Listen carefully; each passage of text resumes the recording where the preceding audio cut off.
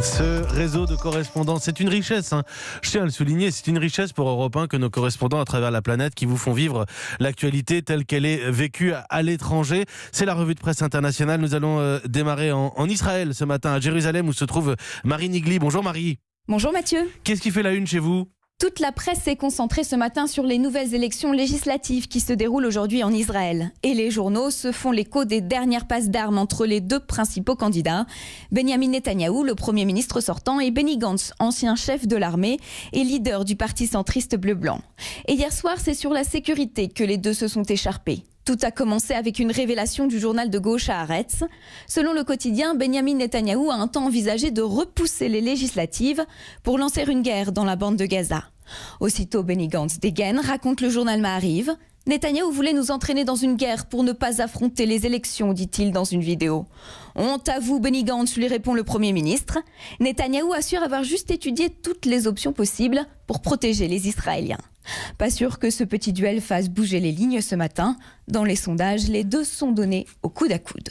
Merci beaucoup Marie Nigli à Jérusalem. Nous reparlerons évidemment de ce scrutin avec Vincent Hervouet dans le journal de 8h tout à l'heure pour l'éclairage international. Anaïs Cordoba est à Londres. Bonjour Anaïs. Bonjour Mathieu. Qu'est-ce qui fait la une chez vous ? Eh bien, en Grande-Bretagne, c'est la même image à la une de quasi tous les quotidiens. Celle d'une conférence de presse avec deux pupitres, l'un occupé par le Premier ministre luxembourgeois et l'autre vide. Ce pupitre devait être occupé par Boris Johnson en visite au Luxembourg hier pour des discussions sur le Brexit. Mais il a annulé son apparition à cause de manifestants anti-Brexit très bruyants à côté du podium. Les Luxembourgeois auraient refusé de changer la conférence de lieu. Alors le symbole de cette image est terrible, c'est celui d'un Royaume-Uni qui se défile. Boris Johnson humilié à la une du Guardian. Le conservateur eurosceptique Daily Telegraph furieux titre « Les Luxembourgeois se rient de Boris Johnson. Le Premier ministre est tombé dans une embuscade de l'Union européenne », estime même le journal. Et sur Twitter, on s'en donne à cœur joie avec des montages parodiques. L'un d'eux montre une poule géante devant le pupitre à la place de Boris Johnson.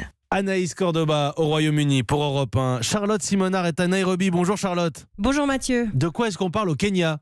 Alors une polémique ce matin, une jeune fille a été exclue de son école à Nairobi il y a quelques mois parce qu'elle portait des dreadlocks, une coiffure typique du rastafarisme, ce mouvement culturel né en Jamaïque, mais une coiffure jugée inappropriée par l'établissement. Alors la famille de la fillette a saisi la justice qui vient de lui donner raison. Le rastafarisme est bien une religion du Kenya et doit être respectée sans discrimination.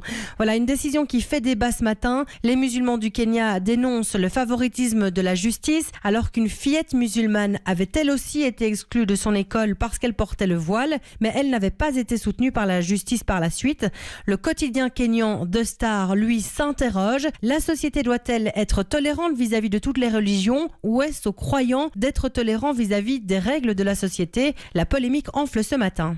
Le rastafarisme est-il une religion ? Oui, pour les rastas en l'occurrence. Non mais on apprend des choses. C'est votre fenêtre sur le monde tous les matins sur Europe 1 à 7h-10.